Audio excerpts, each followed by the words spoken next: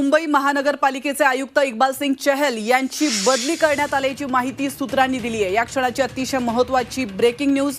निवडणूक आयोगाच्या आदेशानुसार ही बदली करण्यात आल्याचं सांगण्यात येत आहे।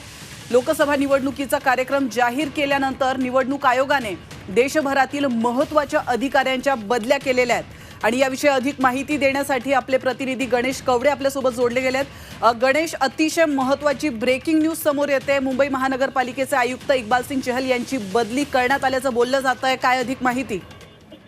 नक्कीच ज्या पद्धतीने निवडणूक आयोगाने या अगोदर देखील सांगण्यात आले होते की ज्यांचे कार्यकाळ झालेले आहेत अशा लोकांच्या बदल्या करण्यात याव्या, मात्र महानगरपालिकेचे आयुक्त इक्बाल चहल यांची बदली देखील सरकारच्या वतीने केली नव्हती। त्यामुळे ही जी बदली आहे ती निवडणूक आयोगाच्या वतीने केल्याचं आपल्याला सूत्रांकडून माहिती मिळते।